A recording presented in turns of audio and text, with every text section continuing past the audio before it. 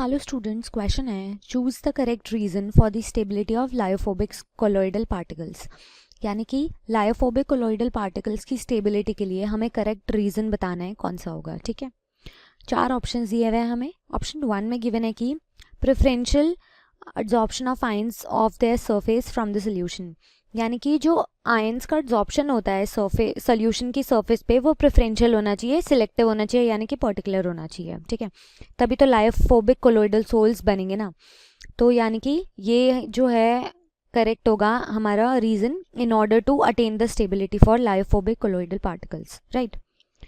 Option 2 की अगर हम बात करें, उसमें क्या गिवन है कि preferential absorption of solvent on their surface from the colloidal solution. यानी कि अगर हम आयंस को प्रेफरेंस दे रहे हैं तो यानी कि सॉल्वेंट जो हमें चूज करना है वो भी सिलेक्टिव होना चाहिए। ठीक है, तो ये भी हमारा करेक्ट होगा अगर हमें लायोफोबिक कोलॉइडल पार्टिकल्स की स्टेबिलिटी अटेन करनी है तो। ऑप्शन 3 की बात करें, उसमें क्या गिवन है कि attraction between different particles having opposite charges on their surface. तो colloidal sols basically electrically neutral होते हैं, ठीक है, बाय नेचर। ये इलेक्ट्रिकली न्यूट्रल क्यों होते हैं? क्योंकि इनमें ऑपोजिट चार्जेस प्रेजेंट होते हैं। ठीक है, उसकी वजह से ये एक दूसरे की इलेक्ट्रिकल न्यूट्रलिटी को नलिफाई कर देते हैं। ठीक है, तो इसकी वजह से ऑपोजिट चार्जेस का प्रेजेंट होना बहुत ज़रूरी है पार्टिकल्स की सरफेस पे। ये भी हमारा करेक्ट आंसर होगा with respect to lyophobic colloidal sols, right. Option 4 की अगर हम बात करें, इसमें क्या गिवन है कि potential difference between the fixed layer and the diffuse layer of opposite charges around the colloidal particles. तो पोटेंशियल डिफरेंस जो है हमेशा डेल्टा वी की वैल्यू 0 होगी with respect to colloidal particles. यानी कि पोटेंशियल चेंज कोई भी नहीं आ सकता कोलॉइडल पार्टिकल्स की फॉर्मेशन में। तो ये हमारा आंसर गलत होगा। So based on all the above 4 options, जो हमारे करेक्ट आंसर्स होंगे ऑप्शन 1, 2 एंड 3। ठीक है, thank you. The correct statement pertaining to the absorption of a gas on a solid surface. ठीक है, इनमें से कौन सा स्टेटमेंट क्या है वो करेक्ट है regarding absorption of a gas on a solid surface. Okay, तो पहला स्टेटमेंट है कि एब्जॉर्प्शन इज ऑलवेज एक्सोथर्मिक। ये स्टेटमेंट क्या है? फॉल्स है कि एब्जॉर्प्शन हमेशा एक्सोथर्मिक नहीं होता है। क्यों नहीं? आपको एग्जांपल देता हूँ मैं। जैसे जो H2 गैस का ग्लास सरफेस पे जो एब्जॉर्प्शन होता है वो क्या होता है? एंडोथर्मिक होती है। ठीक है, और वो केमिकल एब्जॉर्प्शन होता है। तो कैम्यूज ऑप्शन, मैं एग्जांपल देता हूँ आपको। Chemisorption of H2 gas on glass surface is an endothermic process। ठीक है, is an endothermic process। ठीक है, तो ये जो था कि आपका एब्जॉर्प्शन जो होता है वो हमेशा एक्सोथर्मिक होता है, ये स्टेटमेंट क्या है? गलत है। सेकेंड स्टेटमेंट है कि फिजियोजॉर्प्शन में transform into chemisorption at high temperature. ये स्टेटमेंट भी आपका ट्रू है क्योंकि जो फिजियोजॉर्प्शन होता है वो केमियोजॉर्प्शन में कन्वर्ट हो जाता है। ठीक है, आपका हाई टेम्परेचर पे। ये स्टेटमेंट ट्रू है आपका। ठीक है, थर्ड स्टेटमेंट है कि physisorption increase with increasing temperature but chemisorption decrease with increasing temperature. Physisorption increase करता है टेम्परेचर के इंक्रीज करने पे, केमियोजॉर्प्शन डिक्रीज करता है टेम्परेचर के इंक्रीज करने पे। ये स्टेटमेंट क्या है? फॉल्स है। फिजियोजॉर्प्शन क्या होता है? फिजियोजॉर्प्शन होता है एक्सोथर्मिक रिएक्शन। एक्सोथर्मिक रिएक्शन में क्या होता है? एनर्जी रिलीज होती है। ठीक है, तो एक्सोथर्मिक रिएक्शन जब एनर्जी रिलीज करती है तो वो फेवर करता है लो टेम्परेचर को। तो अगर आप उसको एनर्जी दोगे तो इसके जो एब्जॉर्प्शन प्रोसेस है उसका स्लो डाउन होगा। तो मतलब इसके हम टेम्परेचर को अगर इंक्रीज करेंगे, तो फिजियोजॉर्प्शन क्या होगा? वो डिक्रीज करेगा। फिजियोजॉर्प्शन क्या होगा? डिक्रीज करेगा। ओके, केमियोजॉर्प्शन क्या होता है? केमियोजॉर्प्शन क्या होता है? वो एक्सोथर्मिक रिएक्शन तो होता है, लेकिन क्या होता है ना कि इसको केमिकल बॉन्डिंग करनी होती है, तो इसको पहले एनर्जी चाहिए होती है। तो केमियोजॉर्प्शन पहले टेम्परेचर के इंक्रीज होने पे पहले इंक्रीज होता है, फिर फाइनली क्या होता है? डिक्रीज होता है टेम्परेचर के बढ़ने से। तो ये स्टेटमेंट क्या था? ओवरऑल फॉल्स था।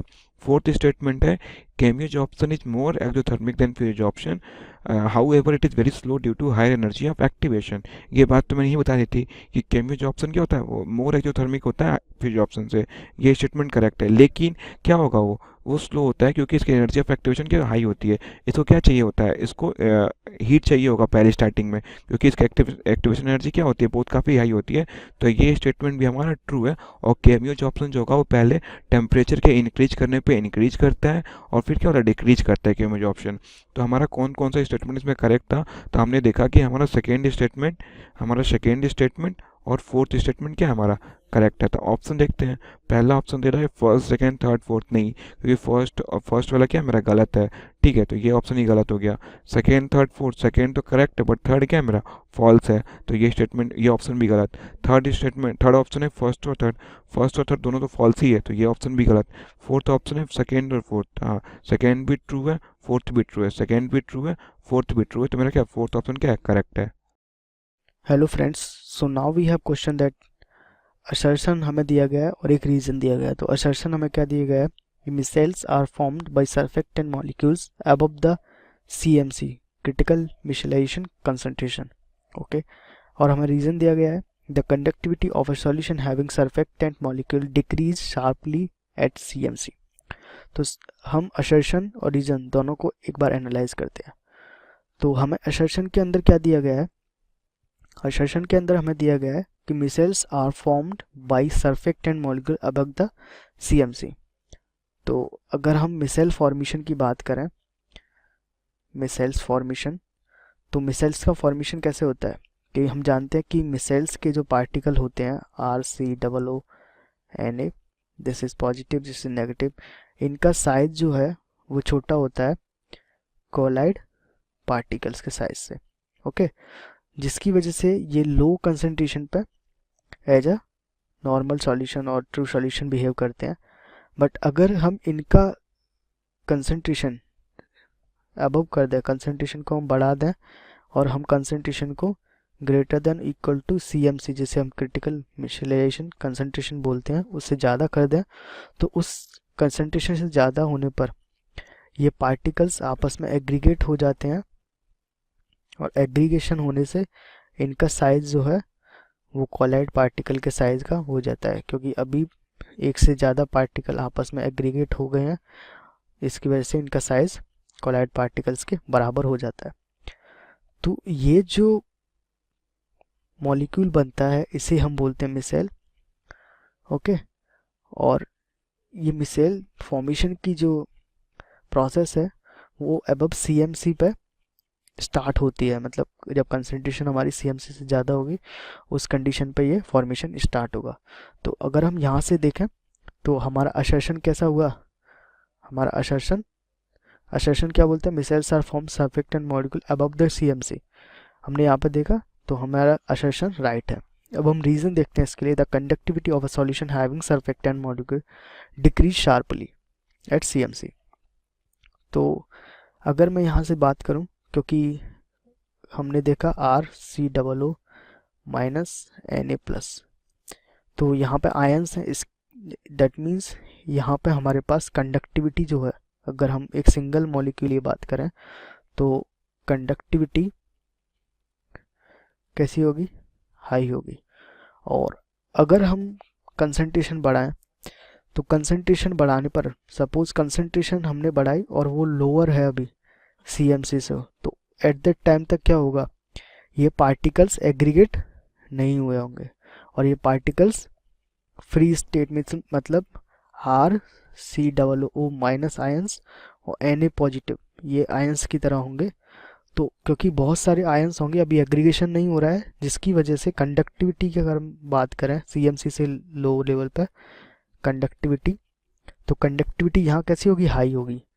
पर अगर मैं CMC की वैल्यू बढ़ा दूँ, मतलब CMC नहीं, कंसंट्रेशन को मैं CMC से ज़्यादा या CMC के बराबर कर दूँ, तो एट दैट टाइम क्या होगा, ये पार्टिकल्स एग्रीगेट होने लगेंगे और एग्रीगेट होने से ये पार्टिकल्स कुछ इस तरीके से एग्रीगेट हो जाएंगे, जिससे आप देख सकते हैं, क्योंकि यहाँ हमारे पास फ्री आयंस थे और यहाँ हमारे पास क्या हुआ, पार्टिकल्स एग्रीगेट हो गए, तो अभी हमारे पास नंबर ऑफ फ्री आयंस कैसी हो गई, कम हो गई, क्योंकि मोर देन वन आयन एक पार्टिकल के चारों तरफ एग्रीगेट हो गए।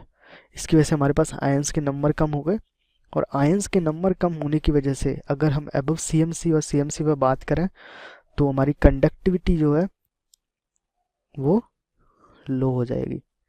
ओके, तो अगर हम यहाँ से देखें तो हमारा रीजन आर के लिए हम देखें तो रीजन हमारा कैसा है, सही है, मतलब रीजन में जो बोला गया है वो सही है। बट अगर हम बोलें कि असर्शन के रिस्पेक्ट में, असर्शन बोलता है कि मिसेल्स फॉर्मेशन सीएमसी से ऊपर होता है, पर रीजन बोलता है कि कंडक्टिविटी कम होती है। तो क्या रीजन सही है ए के लिए?